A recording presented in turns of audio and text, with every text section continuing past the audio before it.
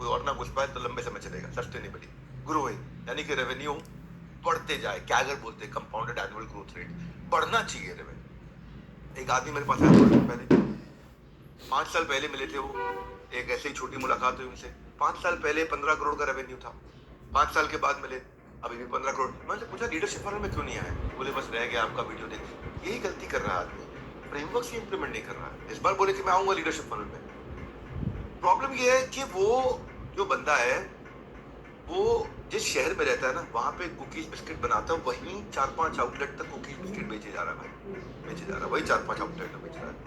D2C plan ही नहीं कर पाए, डिस्ट्रीब्यूशन को प्लान ही नहीं कर पाए, एग्जीक्यूट नहीं कर पाए कि मैं कैसे D2C या डिस्ट्रीब्यूशन, दो तरीके हो गए ना भाई, या तो मैं डायरेक्ट सीधा कस्टमर को मैं माल बेचूंगा, बिस्किट्स बेचूंगा, या मैं डिस्ट्रीब्यूशन नेटवर्क के थ्रू बेचूंगा। बिल्ड ही नहीं कर पाए वो, ना रेवेन्यू मॉडल ठीक, ना बिजनेस मॉडल ठीक जो एक्सपेंशन के लायक हो। तो 4 चीजें, profitably, sustainably growing without my presence.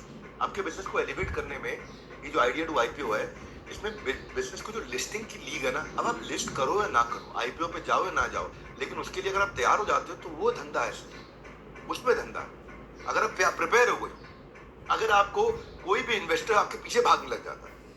मुझे याद है इस बारी डीवी लैब करके कंपनी है, बहुत अच्छा उसने परफॉर्म किया, उसके शेयर प्राइस ने। तो मधु केना जी मेरे को बता रहे थे कि वो 2 साल तक उसके चक्कर काटते हैं कि भाई मैं इन्वेस्टमेंट के तैयार हूं, क्षमा चाहता हूं, इन्वेस्टमेंट के तैयार हूं, इन्वेस्टमेंट देना चाहता हूं, ले नहीं रहा था वो।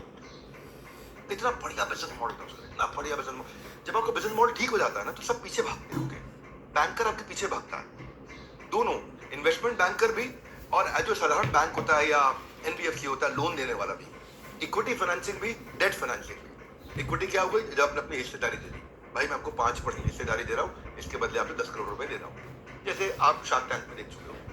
फिर डेट फाइनेंसिंग, कर्जा लेकर के कर रहा हूं। पर आप जब लिस्टिंग की लीग के लिए प्रिपेयर हो जाते हो, आपके ऑपरेशंस अच्छे होते हैं। आपको पैसे क्यों चाहिए?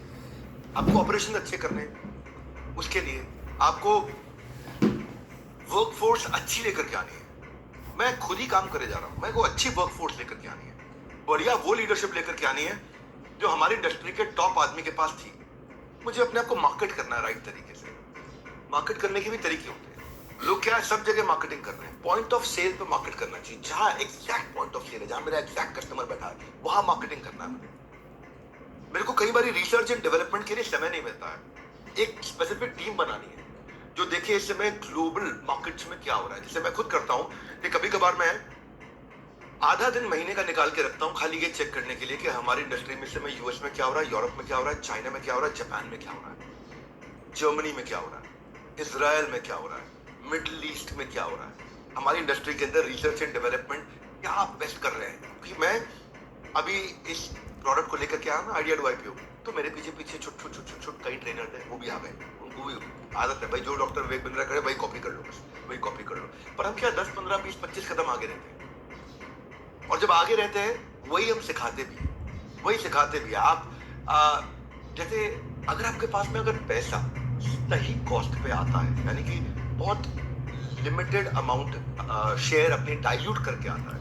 एक तो हो गया सेल्फ फंडिंग, खुद से फंड कर लिया, बूटस्ट्रैप कर लिया, अपने आप ही कर लिया। एक हो गया कर्जा लिया मैंने, डेट लिया, लोन लिया, जिसके बदले मुझे इंटरेस्ट और इंस्टॉलमेंट अपना पे करना है, उसको रीपे करना है। पर तीसरा जिसकी बात कर रहा हूँ, इक्विटी फंडिंग उसको बोलते हैं। उसमें भी 2 उपाय हुए, एक हो गया प्राइवेट फंडिंग हो गया, और एक हो गया पब्लिक फंडिंग।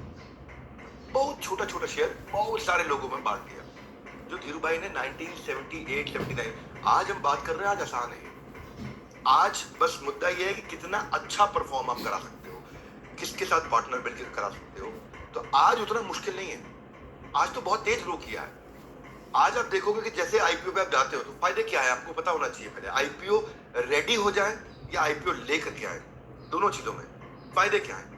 पहले तो देखो, आपको कैपिटल आसानी से मिल जाएगा, पैसा आसानी से मिल जाएगा, वो पैसा लौटाने की जरूरत नहीं है। दूसरा, आपकी ना एक वैल्यूएशन बननी शुरू हो जाती है।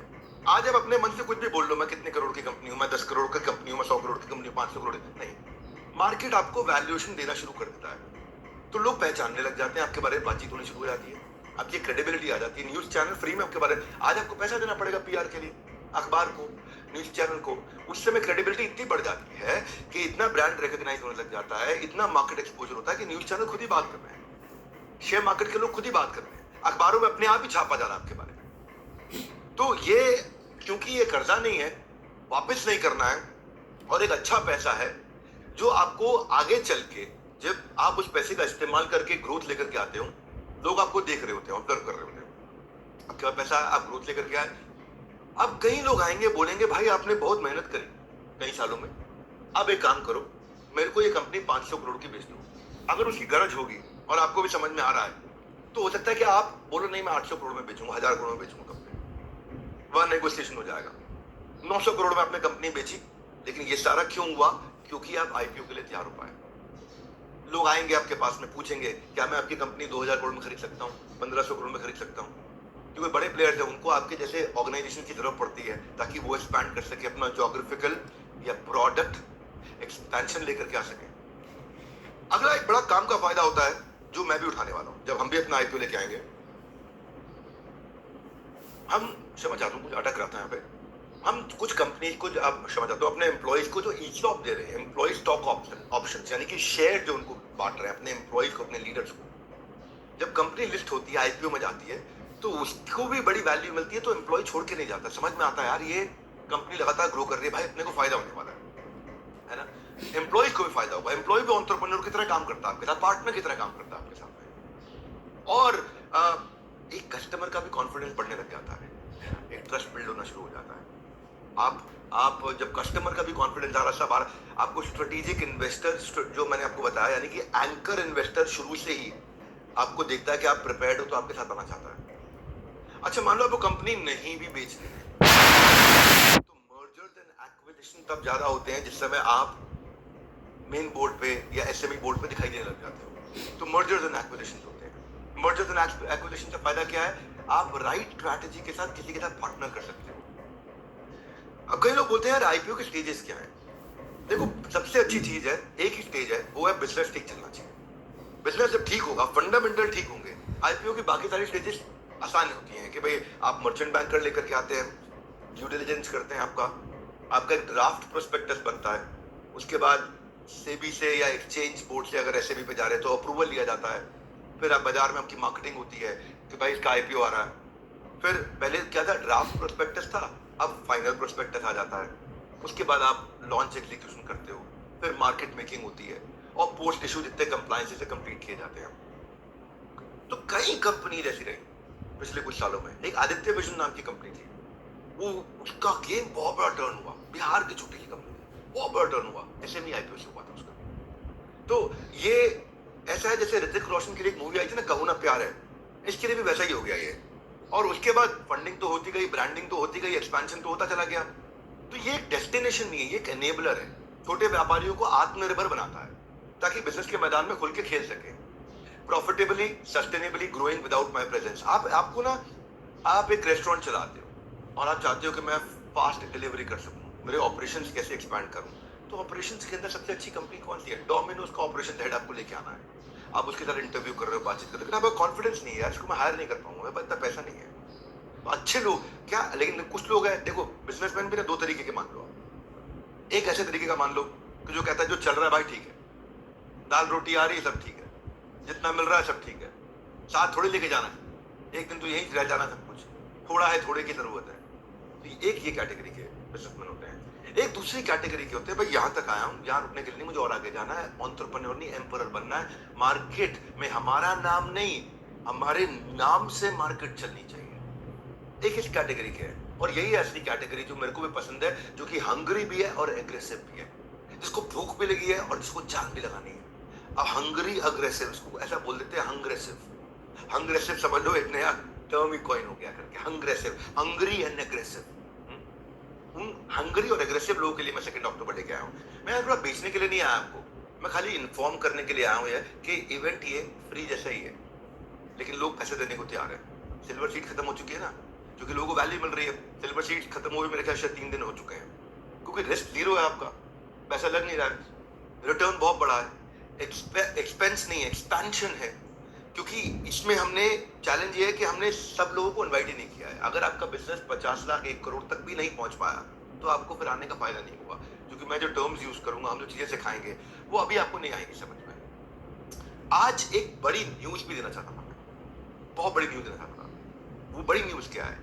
जितने लोग आ रहे हैं उनको हम हमारे ग्रोथ पार्टनर इन्वेस्टमेंट बैंकर जो है उनके साथ फ्री आधे घंटे का कंसल्टिंग सेशन भी दे रहे हैं। अगर आपका बिजनेस बढ़ रहा है और आपके कुछ सवाल है, आपको अपनी इनकम स्टेटमेंट समझनी है, बैलेंस शीट समझनी है, कैश फ्लो स्टेटमेंट समझना है, आपको अपने फाइनेंसेस को पहचानना है, एक इंपॉर्टेंट केपीआईज अपने समझने हैं, आपको अपनी कॉग समझने, कॉस्टिंग कैसी है, मेरे प्रॉफिट्स कैसे हैं बाजार में इस समय, जो मेरी पियर कंपनी मतलब मेरे जैसी और भी कंपनी, उनके asset, liability, profit, cash, liquidity कैसी है, मैं उसको समझने आना चाहता हूं, मैं कहां खड़ा हूं आज। तो वो कंसल्टिंग के लिए आपसे पैसा नहीं लिया जा रहा है, वो कंसल्टिंग भी आपको फ्री में दे रहे हैं, ताकि जब ये कंसल्टिंग आपको मिले, कोई इसका पैसा नहीं दे रहे आपसे, ये कंसल्टिंग जब आपको मिले तो आप और अपने आप को अच्छे से प्रिपेयर कर सको, राइट डिसीजन ले सको। इस कंसल्टिंग में हम क्या कर रहे हैं, आपको देखेंगे कि भाई आपके पास एक्सपेंसेस, जो आपके खर्चे हैं, क्या वो ऑटोमेट कर पाए हो आप और पहचान पाए हो कि राइट एक्सपेंसेस हैं, जीरो बेस्ड बजटिंग के साथ में आपकी सर्विसेज हैं, या आप प्रोक्योरमेंट कर रहे हो, क्या वो सब टेक्नोलॉजी से हो रहा है, आपके पेमेंट्स जो जा रहे हैं उसके लिए हर बार आपको साइन नहीं करना पड़ता, क्या वो मैकेनिज्म के लिए आपके पास राइट ईआरपी है, सॉफ्टवेयर हैं, जो स्टॉक पड़ा है उस स्टॉक का काउंट, आपको क्या रेगुलर अपडेट, रीऑर्डर लेवल है ना, कब मुझे दोबारा ऑर्डर करना है, ओवर स्टॉकिंग या अंडर स्टॉकिंग मेरे को अपने आप डैशबोर्ड में दिख रही है, मेरे को मार्जिन पता है मेरे, मैं इन्वेंट्री को मैनेज नहीं कर पाता हूँ ठीक से, भाई मेरी जो सेलिंग प्राइस के अगेंस्ट मेरी क्यूमुलेटिव कॉस्ट है, जो टोटल कॉस्ट है, जो मैं हर डिपार्टमेंट की जोड़ जोड़ के डालता हूँ, मैं जो माल बेच रहा हूँ क्या उसमें मैंने अपने फैक्ट्री का, ऑफिस का किराया जोड़ रखा है, बिजली का बिल जोड़ रखा है, उसके अंदर एम्प्लॉय की तनख्वाहें जोड़ रखी है, उसके अंदर मेरे टॉयलेट पेपर का रोल भी जो है ना, टॉयलेट के अंदर जो इस्तेमाल होता है ऑफिस में, वो भी अगर आप ये पानी की बोतल बेच रहे हो तो उसकी कॉस्ट भी जुड़नी चाहिए, आपको समझ में आना चाहिए कि भाई मेरी एक्चुअल कॉस्ट क्या है। तो क्या वो मुझे डैशबोर्ड में टेक्नोलॉजी में दिख रही है, वो ईआरपीज हैं, कि मुझे वेस्टेज समझ में आ रही है, क्या वेस्टेज है, मेरे कैश फ्लोज कैसे हैं, मेरी बैंक ट्रांजैक्शंस ऑटोमेटेड है, पेमेंट कलेक्शंस ऑटोमेटेड है, सेल्स प्रोजेक्शन ऑटोमेटेड है, इंसेंटिव डिस्ट्रीब्यूशन ऑटोमेटेड है, इंसेंटिव डिस्ट्रीब्यूशन मतलब एम्प्लॉयज को, लीडर्स को, या वेरिएबल या कमीशन का डिस्ट्रीब्यूशन, या जो मैं पेमेंट मैकेनिज्म अपने डिस्ट्रीब्यूटर रेटर, इसलिए बोल रहा हूँ सबको आने का जरूरत नहीं है इसमें, इसमें खाली उसी को आना ठीक है जिसका अपना ऑलरेडी एक एस्टैब्लिश छोटा बिजनेस आज बन चुका है, भाई साल का 1-8 करोड़ रुपए का काम कर रहा है, भाई बहुत कम है, सर्विस बिजनेस है तो भी अगर साल का 50 लाख भी नहीं है तो अभी ठीक नहीं रहेगा आपके जाना, आपको फिर आगे हमारे और ऐसे इवेंट्स होंगे जिसमें बिल्कुल स्टार्टअप्स के लिए करेंगे, तो वहां आ जाइए आप। अभी वो स्टेज है जहां पे हम ये देखेंगे कि हम मोबाइल ऐप के through complaint, comment, suggestion, tracking technology के लिए जो कंसल्टिंग आपको दे रहे हैं, जिससे आप अपने कस्टमर्स को लॉयल कैसे बनाओगे, कैसे बनाओगे आप टेक्नोलॉजी के थ्रू हफ्ते में 20 बार उनसे अपने आप ऑटोमेटिक तरीके से कैसे कम्युनिकेट करोगे। जो मैं आपको फ्री कंसल्टिंग इसके साथ दे रहा हूं, ये इसलिए भी दे रहा हूं कि मैं चेक कर सकूं कि भाई आपको साथ में, मतलब कंसल्टिंग में लेट्स बी ऑनेस्ट फर्स्ट, मैं नहीं बैठ रहा हूं, हमारे इन्वेस्टमेंट बैंकर्स बैठ रहे हैं, टॉप मैनेजमेंट एक्सपर्ट्स बैठ रहे हैं, वो बैठ करके आपको बता देंगे कि भाई आपका रजिस्ट्रेशन कंप्लीट है कि नहीं है, आपके कोई भी employ issues, contract, patent, trademark, licensing, legal में रिक्वायरमेंट्स, ऑपरेशंस में रिक्वायरमेंट्स, फाइनेंस में रिक्वायरमेंट्स, तो ये जो एक तो देखो क्या कर सकते हैं, सबसे पहला काम क्या है, जब ये इवेंट खत्म हो जाता है तो जिसने भी आपको इनवाइट किया है, जिसके भी रेफरेंस से आप आए हो, उसको कांटेक्ट जरूर कर लेना, उसको कांटेक्ट करोगे तो आप उससे थोड़ी डिटेल ले सकते हो। वो देखो एक चीज समझाता हूं मैं आपको,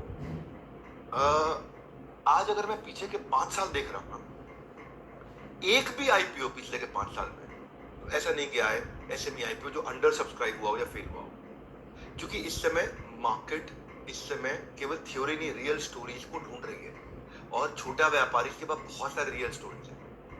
अब कुछ तो है कि भाई हमसे नहीं हो पाएगा, मेरा कहना है कि अगर आपके आजू बाजू वाले कर रहे हैं तो आप क्यों नहीं कर रहे हैं, आपसे क्यों नहीं हो पाएगा। अगर आप देख रहे हो इतने सारे रेफरेंस पॉइंट है, मैंने क्यों धीरू भाई माई ने शुरू किया, आज का टाइकून ऑफ इंडिया जो आज संडे सुबह 8 बजे डाला, मैंने इससे क्यों शुरू किया, इससे मैंने इसलिए शुरू किया वीडियो कि जिस समय धीरू भाई लेकर के आए थे आईपीओ, तब आजू बाजू में रेफरेंस पॉइंट बहुत सारे नहीं थे, ये भी ला रहा है, ये भी ला रहा है, ये भी ला रहा है, ये भी ला रहा है। अब तो ऐसा है कि मैं कुछ कंपनी के उदाहरण दूं, जर्नी इतनी एस्पिरेशनल हो गई है, ग्रोथ जो इतनी प्रॉफिटेबल हो गई है कि एमएसएमई से माहिष्मती बने।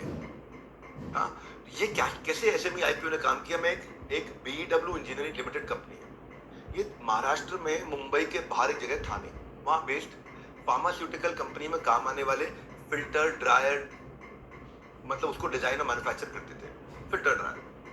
आज कंपनी का मार्केट कैप 450 करोड़ का है, पर आज से 30 साल पहले 40 करोड़ पे था। वो 40 करोड़ से 450 करोड़ 10 गुना ज्यादा ग्रोथ हुई है। 2021 में आईपीओ आया था, कंपनी को पैसा मिला। आईपीओ आने के बाद जैसे ही पैसा मिला उसने नया प्लांट मशीनरी लगा दिया, उसको उसके लिए रिक्वायरमेंट थी पैसे की, प्लांट मशीनरी लगा दिया। प्लांट मशीनरी लगाते ही आईपीओ के कारण ग्लोबल स्टेज पे उनको एक्सपोजर मिल गया, लोग उनको देखने लग गए। पहले ऑर्डर इनको फॉरेन से मिलने शुरू हो गए। ये देखो सर, पहले उनको फॉरेन से ऑर्डर मिलने शुरू हो गए। आज 3 साल के बाद में क्या हुआ, आज हम देख रहे हैं, ऑब्जर्व कर रहे हैं, Indonesia, Russia, Bangladesh, Israel, US, Japan, Thailand, ये 7 कंट्रीज में लगातार उनको ऑर्डर मिल रहे हैं, अपने प्रोडक्ट को एक्सपोर्ट कर रहे हैं। ये कैसे हुआ?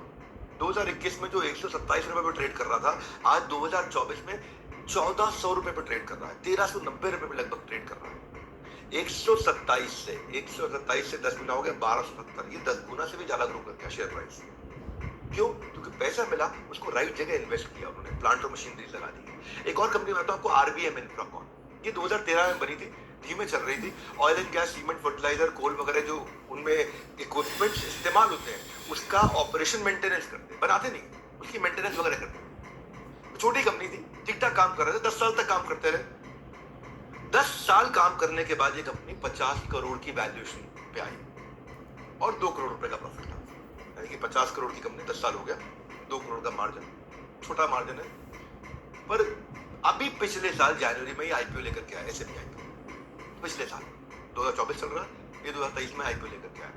आज आपको पता है वो 50 करोड़ की कंपनी 950 करोड़ की हो गई है, 19 गुना ग्रो कर है। 50 करोड़ की कंपनी 950 करोड़ की हो गई 2023 से 2024 के अंदर। इसका रीजन क्या था? आईपीओ के बाद हुआ ये कि इनको 15-16 बड़े ऑर्डर मिल गए, और ओएनजीसी के कारण, जो ओएनजीसी का इनको 15 साल के लिए सर्विस पार्टनर बना लिया, उसके कारण से क्रेडिबिलिटी आ गई। क्यों? क्योंकि आईपीओ गए थे, क्यों? क्योंकि लिस्ट किया था, अभी पार्टनर बन गए उनके। आज कंपनी के पास 1300 करोड़ से ज्यादा के रनिंग प्रोजेक्ट्स को मैनेज कर रहे हैं। मैं 1300 करोड़ का रेवेन्यू नहीं है, 1300 करोड़ के जो प्रोजेक्ट्स उनको मैनेज कर रहे हैं, उनको सर्विस दे रहे हैं, उसके कारण अच्छा कमा रहे हैं। अब एक साल में नए वर्टिकल मैनेज शुरू हो। अब कह रहे हैं कि भाई हम जो है ग्रीन हाइड्रोजन प्रोडक्शन की तरफ जाएंगे, सोलर एनर्जी की तरफ जाएंगे। 52 रुपए था शेयर प्राइस पिछले साल जनवरी में, इस साल अभी इस समय 940 रुपए का हो गया। कितना बढ़िया ग्रो किया है। अब ये जो स्टोरीज है, मैं ये स्टोरी से ये समझाना चाह रहा हूं आपको कि इनके बारे में अगर आप डिटेल में समझना चाहते हैं और आपको जानकारी नहीं है ये कैसे होती है सब चीजें, तो आपके लिए आना अच्छा रहेगा। बिजनेस के मॉडल्स को मैं कैसे पहचानूं मैं ठीक हूं कि नहीं, आपके लिए आना अच्छा रहेगा। अब तो केवल डायमंड और रॉयल एलीट की सीट्स बची हैं, सिल्वर वाला सोल्ड आउट हो चुका है। इतनी बची है क्योंकि ये कोई वेलापन तो है नहीं, ये वैल्यूपन है, ये वेलापन तो है नहीं। तो जिसने आपको आज इस वेबिनार में बुलाया है उसको नंबर जरूर डायल करना, उससे 2 अक्टूबर की डिटेल बाकी ले लो उससे।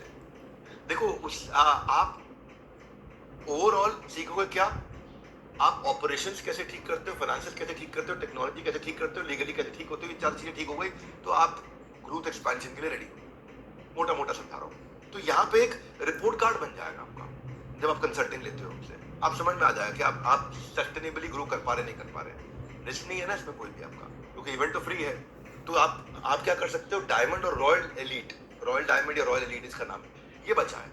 उसके लिए आप पता कर सकते हो भाई इसमें मुझे क्या करना है, और मैं कैसे इसको ज्वाइन कर सकता हूँ। मुझे एसओपी बनाने सीखने हैं, मुझे रिपीटेबल बिजनेस मॉडल बनाना है। जैसे McDonald, burger king, KFC, Haldiram क्या रिपीटेबल बिजनेस मॉडल है। यू शुड नो दिस कि गांव से भजिया बेचने वाला हल्दीराम आज 1 लाख करोड़ का कंपनी हो गया है। दोनों भाइयों का बिजनेस मिला के, 2 भाइयों में डिवाइडेड है ना इनका बिजनेस, 1 लाख करोड़ का हो। हल्दीराम वो नहीं है क्या सोचे खाली भजिया बेच रहा है अपना, हल्दीराम 1 लाख करोड़ का हो गया है। बहुत बढ़िया ग्रो किया। जब भी आता है क्राइसिस आप बनाते हो प्रोसेस। देखो अगर प्रोसेस नहीं होगा ना तो सर्जन बहुत सारी गलतियां कर जाएगा, रॉकेट साइंटिस्ट बहुत सारी गलतियां कर जाएगा, बॉम्ब स्क्वाड जो होता है, बॉम्ब स्क्वाड होता है ना भाई बॉम्ब डिफ्यूज करने वाला, बहुत गलती कर, एनेस्थीसिया रहता है ऑपरेशन के अंदर, बहुत गलती कर जाएगा, एस्ट्रोनॉट बहुत गलती कर जाएगा, इलेक्ट्रिशियन भी, छोटा सा प्लम्बर इलेक्ट्रिशियन भी लाल तार की जगह पीली तार जोड़ दिया, पीली की जगह लाल जोड़ दिया, गड़बड़ कर जाएगा। हर जगह प्रोसेस चाहिए। वैसे ही आपके बिजनेस में भी प्रोसेस चाहिए, क्योंकि अगर प्रोसेस ठीक होगा तो प्रोग्रेस ठीक होगा। और ये टाइमलाइन इंपॉर्टेंट है आपके लिए। आज क्या होता है, आपका कंपटीशन आगे बढ़ता जाता है, टाइम अप हो गया, आपका गेम ओवर हो जाता है। और जो कंपटीशन भी आपका हो सकता है यहां बैठ के सुन रहा हो वेबिनार, और कंपटीशन अपनी स्ट्रेंथ्स को आइडेंटिफाई करके सस्टेनेबल ग्रोथ हो रहा है कि नहीं हो रहा, एक्सपैंड हो रहा है कि नहीं हो रहा, चार शब्द profitably sustainably growing without my presence पकड़ गया। अब ये जो एडवाइस है इसके लिए हम लोग लाखों रुपया चार्ज करते हैं, पर आपको फ्री में चार्ज करने आ रहे हैं, चार्ज करने, बैटरी चार्ज करने आ रहे हैं, बिजनेस बैटरी। तो अब क्विकली आपको बता देता हूं मैं। देखो भाई, 1,500 बड़े कॉर्पोरेट्स के साथ मैं समय बिता चुका हूं, बहुत डिटेल में। आपको मालूम ही है कि हमारे 12 विश्व रिकॉर्ड रह चुके हैं। माय सिंसियर अपॉलॉजीज, कोई चीज अटक रही थी यहाँ पे जिसके कारण डिस्टर्बेंस हुआ। 50 मिलियन से ज्यादा फॉलोअर है, लेकिन आज हमने सारी आइडेंटिटी को बदल के एमएसएमईज में लेके आए हैं। आप एमएसएमई हो, एसएमई हो, माइक्रो स्मॉल मीडियम हो या स्मॉल मीडियम हो, और स्केल करना चाहते हो 1 करोड़ से 10 करोड़, 10 से 100, 100 से 1000, हर स्टेज पे अलग रिक्वायरमेंट आ जाती है। एक स्टेज होती है कि जब तक मैं इंटरनल ऑर्गेनिक एक्सपेंशन करता हूँ। इसके बाद स्टेज होती है जब मैं एक्सटर्नल एक्सपेंशन करता हूँ, मर्जर एंड एक्विजिशन के थ्रू। मैं टाटा ग्रुप ने एयर इंडिया को एक्वायर किया, या वॉलमार्ट ने फ्लिपकार्ट को एक्वायर किया, या विप्रो ने कैप्को को एक्वायर किया, या मैं हॉरिजॉन्टल, है ना, हॉरिजॉन्टल मतलब आजू बाजू, यानी कि कंपटीशन। देखो ये भी कंपटीशन, इसको खरीद लो, ये कंपटीशन, इससे जुड़ जाओ, इससे पार्टनर कर लो। या वर्टिकल, आगे पीछे, यानी कि पीछे का सप्लायर या आगे का डिस्ट्रीब्यूटर, उनके साथ पार्टनर कैसे कर सकता हूँ भाई। पॉपुलर एग्जांपल क्या, वोडाफोन आइडिया या भारतीय एयरटेल को आगे बढ़ना था, टावर बनाना था, तो इंडस टावर बनाने वाली कंपनी थी, उसको लिया, पार्टनर कर लिया उसके साथ में। हाँ? फिर एक होता है, नहीं भाई हमें खरीदनी बेचनी नहीं है कंपनी, तो पर आप बिना खरीदे बेचे, बिना पैसा लगाए आप स्ट्रेटेजिक अलायंस भी कर सकते हो, जिसमें आप एक दूसरे की टेक्नोलॉजी या मार्केटिंग एफर्ट को शेयर कर सकते हो। जैसे मैकडॉनल्ड्स ने कोका कोला को नहीं खरीदा, कोका कोला ने मैकडॉनल्ड्स को नहीं खरीदा, लेकिन एक स्ट्रेटेजिक अलायंस है। एलजी की वॉशिंग मशीन ने एरियल डिटर्जेंट को नहीं खरीदा, एरियल डिटर्जेंट ने एलजी की वॉशिंग मशीन को नहीं खरीदा, लेकिन एक स्ट्रेटेजिक अलायंस है। तो वो स्ट्रेटेजिक अलायंस के लिए तैयारी क्या होती है, पेपर्स आपको क्या चाहिए होते हैं। जब आप एक्सटर्नल एक्सपेंशन करते हो तो फ्रेंचाइजिंग में आप राइट बिजनेस मॉडल क्या होगा, एफडीडी में, है ना, आपको फी चार्ज करना है कि रॉयल्टी चार्ज करना है, आपको ऐसा रखना है कि franchisee owned but company operated, या फ्रेंचाइजी ओन्ड और फ्रेंचाइजी ऑपरेटेड। बहुत सारी चीजों में बहुत अच्छा रहता है कि आप आज भी आप देखो ना, वाओ मोमोज के इतने आउटलेट हो गए, इतने आउटलेट हो गए, इतने आउटलेट हो गए, लेकिन आज भी कंपनी ओन्ड कंपनी ऑपरेटेड ही है, वो फ्रेंचाइजी नहीं दे रहा है, अभी तक नहीं दे रहा है। अब वो ये वाओ मोमो वाले जो हैं सागर दरियानी, इनको ऑफर है 3,500 करोड़ का कंपनी के एक्विजिशन का, इनको खरीदने के लिए। कौन से स्टेज पे ठीक है डिसीजन, क्या डिसीजन ठीक है। स्टारबक्स ने क्या सोच के लिया, केएफसी ने क्या सोच के लिया, फर्स्ट क्राई ने क्या सोच के लिया, डोमिनोज ने क्या सोच के लिया, कल्याण ज्वेलर ने क्या सोच के लिया। हर इंडस्ट्री के अंदर अलग अलग प्रकार से आगे बढ़ा जाता है। आप जब आप, एक तो मैंने बताया ना इंटरनल एक्सपेंशन, जब आप एक्सटर्नल एक्सपेंशन में जाते हो डाइवर्सिफिकेशन करते हो। एक रिलेटेड होता है जो अपनी प्रोडक्ट लाइन से होता है, एक अनरिलेटेड होता है जो अपनी प्रोडक्ट लाइन का नहीं है, जो मैं नया अलग ही बिल्कुल ही अलग काम है, जिसमें अनरिलेटेड काम भी मैं शुरू करता हूं। उसके लिए क्या चाहिए आपको, उसके लिए चाहिए टीम, टेक्नोलॉजी, ट्रेनिंग। जब टीम, टेक्नोलॉजी और ट्रेनिंग ठीक हो जाती है आपकी, एज, एक्यूरेसी, कंसिस्टेंसी, एफिशिएंसी आ जाती है, तब आप सीईओ बैठाते हो और नया धंधा खोलते हो, फिर सीईओ बैठाते हो, फिर नया धंधा खोलते हो, फिर सीईओ बैठाते हो, फिर नया धंधा खोलते हो। टाटा ग्रुप हो गया, यूनिलीवर हो गया, आईटीसी हो गया, बजाज ग्रुप, इन्होंने मल्टीपल बिजनेसेस किए। मैंने टाइकून्स ऑफ इंडिया में विप्रो की कहानी बताई, मल्टीपल बिजनेसेस में एंटर किए। भाई मैं फटाफट बिजनेस बिल्डअप करता गया, राइट टीम बिठाई, सीईओ लगाया, और नए बिजनेस पे आ गया मैं। तो टाटा के पास एक अलग 100 लोगों की टीम है, जिसको शायद हम बोलते हैं टाटा स्ट्रैटेजी सर्विसेज, है ना, या कुछ ऐसा ही नाम है, मैं इसका नाम भूल रहा हूँ। और इसमें सारे टॉप आईआईटीएंस, आईएम्स, एक्सेलराई, सिम्बाइसिस या आईवी लीग अमेरिकन यूनिवर्सिटी के पास्ड आउट लड़के हैं। ये 100 लोगों की टीम का एक ही काम है कि नई बिजनेस अपॉर्चुनिटीज को, उसका फाइनेंशियल प्लानिंग एनालिसिस करते रहना। ये अलग टीम टाटा ग्रुप के लिए, पूरे ग्रुप के लिए काम करती है, जिसमें ये बहुत सारे नए बिजनेस ट्राई करते हैं। उसमें जैसे 5 ट्राई किया, उसमें से 2 फेल हो गए, 2 चल गए, 1 सुपर हिट हो गया, फिर 2 फेल हो गए, 2 चल गए, 1 सुपर हिट हो गया। अब जब सुपर हिट होने के कारण बाकियों पे पॉजिटिव इंपैक्ट आता है। अक्षय कुमार ने अब तक टोटल 200 मूवीज करी हैं, आपको मालूम नहीं होगा, लेकिन चली कितनी, 20 ही तो चली है, 180 चली नहीं अक्षय कुमार, पर 20 के कारण वो सुपर हिट हो गया, क्योंकि वो 20 याद रह जाती है लोग। तो डाइवर्सिफिकेशन में भी ये करते हैं, या जोग्राफिकल एक्सपेंशन में ये करते हैं। एक जोग्राफिकल एक्सपेंशन हो गया डोमेस्टिक पूरे भारत में, एक हो गया इंटरनेशनल जोग्राफिकल एक्सपेंशन। एचसीएल ने, इन्फोसिस ने, सन फार्मा ने, बायोकॉन ने इंटरनेशनल बहुत किया। इंटरनेशनल में भी अब दो तरीके हो गए, एक डायरेक्ट एक्सपोर्ट हो गया, एक इनडायरेक्ट एक्सपोर्ट हो गया। डायरेक्ट एक्सपोर्ट हो गया, मैं सीधा अपने कस्टमर को दे रहा हूं। इनडायरेक्ट एक्सपोर्ट हो गया, जो मैं इंटरमीडियरी के थ्रू अपने कस्टमर तक अपना माल पहुंचा रहा हूं, या डिस्ट्रीब्यूटर रीसेलर के थ्रू पहुंचा रहा हूं, जहां जो फॉरेन मार्केट में एक्सपोर्ट है, या फॉरेन मार्केट में किसी पार्टनर के थ्रू पहुंचा रहा हूं मैं। तब आप नया, या फिर हो गया कि भाई मैंने ये कस्टमर सेगमेंट पकड़ा हुआ है, मैं अपने इसी प्रोडक्ट से थोड़ा चेंज करके नया कस्टमर सेगमेंट पकड़ लेता हूं। जैसे डाबर बार बार नए नए कस्टमर सेगमेंट को पकड़ने के लिए च्यवनप्राश कभी बच्चों का ले आएगा, वो अलग है। नेस्ले हेल्थ फोकस्ड कुछ नए वेरिएंट लेकर के आता है, जैसे मैगी होल ग्रेन लेकर के आता। तो क्या किया भाई, मैं अब एक नया कस्टमर सेगमेंट भी पकड़ने की कोशिश कर रहा हूँ, क्योंकि मैं एक्सपेंशन कर रहा हूँ। मेरे लिए एक्सपेंशन कौन सा ठीक है, कौन सा वाला बढ़िया रहेगा? क्या मैं मान लीजिए इनकम सेगमेंट चेंज कर सकता हूँ, मैं प्रीमियम वर्जन ऑफ प्रोडक्ट ला सकता हूँ। इनकम सेगमेंट चेंज कर दिया। जब नेक्सा लेकर के आया मारुति, तो नए इनकम सेगमेंट पे फोकस किया उसने। जब रिलैक्सो लेकर के आया अपना एक नया जूता, स्पार्क्स शायद नाम है उसका, और लेकिन लाते वक्त उसने रिलैक्सो नाम ही हटा दिया, क्योंकि इनकम सेगमेंट चेंज कर दिया। भाई 4000 रुपए वाला जूता हो गया 3500 रुपए वाला, वरना रिलैक्सो इज नोन फॉर 500 रुपए का, 1000 रुपए 1500 रुपए का जूता। चप्पल आज भी 200 रुपए की मिलती है रिलैक्सो की। नॉन लेदर ब्रांड है, लेदर इस्तेमाल नहीं करता रिलैक्सो, कहीं लेदर इस्तेमाल ही नहीं वाजते किसी जूते चप्पल में रिलैक्सो। अब उस मार्केट में उसको लेके आना था 3500 का जूता, तो फिर ब्रांड चेंज कर दिया, इसको करो इनकम सेगमेंट चेंज किया। हाँ? तो जब इनकम सेगमेंट आप चेंज करते हो, जैसे बजाज डोमिनार जो है, वो केटीएम बाइक्स का के लिए उसने टारगेट किया, टेस्ट मारा हायर इनकम कस्टमर के लिए, जो केटीएम बाइक है। बजाज प्लैटिना है, वो बजट कॉन्शियस कस्टमर के लिए चलता, तो नया इनकम सेगमेंट आया हमारा। फिर मैंने आपको बता दिया बैकवर्ड फॉरवर्ड इंटीग्रेशन। और टाटा टी क्या किया, बागान खरीद लिया। भाई अभी तक मैं चाय के लिए इनसे ले रहा था सामान, लेकिन अब क्या मैंने खेत ही खरीद ली पूरे, मैं खुद ही उगाऊंगा। एशियन पेंट्स ने क्या किया, रॉ मटेरियल जैसे पिगमेंट होता है, जो पेंट में डाला जाता है, पिगमेंट से कलर आएगा, या जो रेजिन्स है, भाई वो रॉ मटेरियल सोर्स करने का सोर्स ही खरीद लिया, वो पीछे का हो गया। फॉरवर्ड पे अगर आप जा रहे हो, तो मैं डायरेक्ट कस्टमर को कैसे पकड़ सकता हूं, मुझे बीच में कोई नहीं चाहिए। मिंत्रा डायरेक्ट कस्टमर पे गया। एमटीआर फूड ने डायरेक्ट कस्टमर के लिए ट्राई मारना शुरू किया, मैं कैसे जाऊंगा भाई रिटेल पे, कैसे आगे जाता हूं अपने ब्रांडेड स्टोर्स के थ्रू।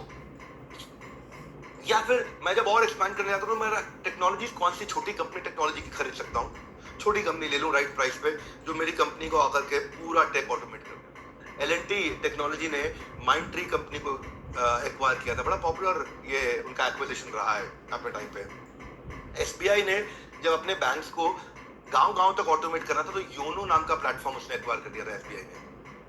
तो ये इसीलिए मैं बोल रहा हूं कि यहां वाले इवेंट में अगर आज आप 1 करोड़ के बिजनेस पे आ गए हो, तो आपको 5, 10, 20, 25, 50 से पहुंचने के आइडियाज मिल जाएंगे।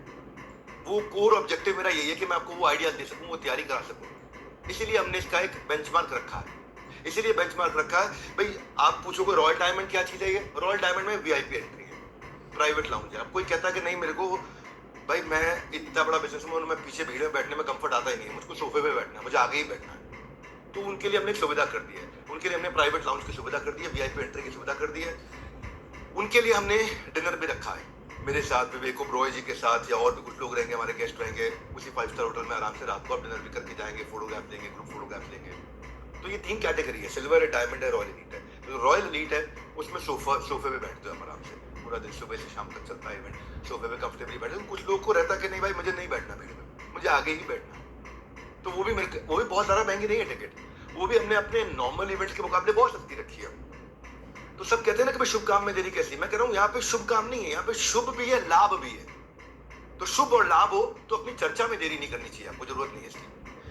तो कैसे करना है, जिसके रेफरेंस से आए हो उसको जप्पी मारो, उसको गले लगा लो, उसको थैंक्स बोलो कि भाई मुझे बताओ क्या करना है, क्या तैयारी करना है। और मैं दिल से उनका भी शुक्रिया करता हूँ जिसने आपको वेबिनार में इन्वाइट किया, और आपसे शुक्रिया करूंगा जब आपसे इवेंट पे मुलाकात होगी। तो मिलते हैं, हमारे साथ जुड़े रहने के लिए आप सबका हृदय की गहराई से प्रेम पूर्वक बहुत बहुत धन्यवाद। Paritosh sir, inviting you back, अगर आप अवेलेबल है तो क्लोजिंग स्टेटमेंट, कुछ वर्ड्स ऑफ विजडम आकर के जरूर शेयर करिए। थैंक यू, आप आकर के पूरी एनर्जी के साथ चीफ एनर्जी ऑफिसर की तरह बातचीत करते हैं। और बाकी सबको याद दिला दूं, #टाइकून्स ऑफ इंडिया, ये सीरीज हमारी अब पॉपुलर होती जा रही है, हर संडे को लोग देख रहे हैं, इसमें बहुत डेप्थ दी है, ये जरूर देखिएगा। giving it back to you, Paritosh sir. Are you there? Thank you very much. Love you all. Amazing session, इतने सारे हमारे पास कमेंट्स आए हैं। करीब 850 से ज्यादा लोगों ने ये सेशन लाइव देखा है। बहुत सारे एंटरप्रेन्योर्स जिन्होंने अपना एनुअल रेवेन्यू हमें बताया और एनुअल रेवेन्यू के साथ साथ ये भी समझाया भैया मैं काम क्या करता हूँ। आज आप सब लोगों को क्लैरिटी मिल गई होगी। क्विकली समराइज कर देते हैं इस पूरे सेशन को। लर्निंग तो बहुत सारी मिली, लेकिन एग्जांपल्स आपने सीख लिए हैं। एग्जांपल्स आपने सीखे कैसे एक छोटे से एंटरप्रेन्योर ने छोटा सा बिजनेस शुरू किया और एसएमई आईपीओ लेकर आके उसने अपने लिए वेल्थ अनलॉक की, अपने लिए एक मैसिव ग्रोथ चैनल बिल्ड कर दिया। एसएमई आईपीओ आपके लिए एग्जैक्टली वही प्लेटफॉर्म है। भाई ये सोच लो कि आपको एक ऐसा प्लेटफॉर्म मिल रहा है जिस पर आने के बाद आप सडन एक रॉकेट शिप पे बैठोगे और रॉकेट तेजी से ऊपर उड़ेगी, लिटरली लाइक दैट। आज 532 से ज्यादा कंपनीज ने एसएमई आईपीओ सिर्फ बॉम्बे स्टॉक एक्सचेंज पर अपना आईपीओ लिस्ट किया है। 7,500 करोड़ रुपए से ज्यादा रेस कर चुकी हैं सारी की सारी कंपनीज। तो भैया पैसे की कमी नहीं है, पूरा देश पैसा लगाने को तैयार है, अपने एसएमई एंटरप्रेन्योर्स को आगे बढ़ाने को तैयार है और यही अब कर रहा है बड़ा बिजनेस आप सब लोगों के लिए। तो मिलिए डॉक्टर विवेक बिंद्रा को, विवेक आनंद ओबरॉय सर को और फैंटास्टिक सुपर एक्सक्लूसिव स्पीकर्स को 2 अक्टूबर को, ध्यान से डेट नोट कर लो, 2 अक्टूबर 2 अक्टूबर 2024, अगले महीने आ गया भैया 2 अक्टूबर, राइट। कहा? नई दिल्ली में। आपको लोकेशन, आपको टाइमिंग सब बता दिया जाएगा। आपको केवल एक काम करना है, छोटा सा डिसीजन लेना है अभी के अभी। जिसने भी आपको बुलाया है उसको कॉल लगाओ, उसको बोलो भैया मुझे अपनी सीट बुक करानी है। केवल 2 ही ऑप्शन है आपके पास। देखो आज से 10 दिन पहले, 15 दिन पहले आप कराते तो 3 ऑप्शंस होते हैं आपके पास, एक सिल्वर सीट, फिर एक डायमंड, फिर एक रॉयल लीग। लेकिन अब भाई 2 ऑप्शंस हैं क्योंकि बाकी सारी सीट भर चुके हैं। तो डायमंड और रॉयल लीग, तुरंत फोन लगाओ और बोलो कि डॉक्टर विवेक बिंद्रा से मिलने जाना ही जाना है, क्योंकि मुझे अगले 1 से लेकर 3 साल के बीच में आईपीओ जाना ही जाना है। कौन लेकर जाएगा आपको आईपीओ?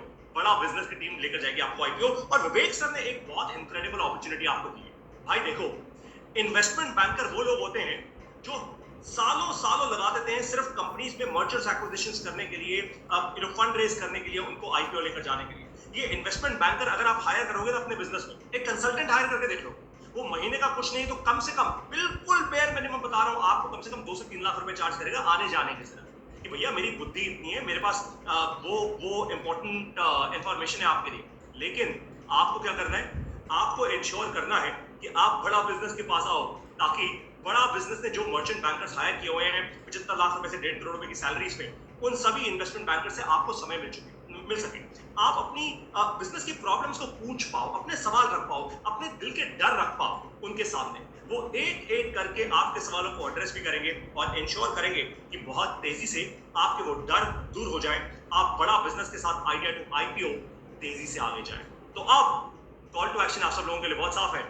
मिलेंगे 2 अक्टूबर को नई दिल्ली में। अपनी सीट बुक कराओ इससे पहले कि सारी सीट्स खत्म हो जाए। मिलते हैं 2 October live event idea to IPO. हमारे साथ जुड़े रहने के लिए हृदय की गहराइयों से आप सभी लोगों का बहुत बहुत धन्यवाद। एसएमईज वो हैं जो भारत देश को तेजी से आगे लेके जा रहे हैं। भारत का 30% जीडीपी आप बना रहे हैं, आप पीछे नहीं रहना। वेल्थ अनलॉक करने का एसएमई आईपीओ से अच्छा कोई और तरीका नहीं। सी यू ऑन 2 अक्टूबर।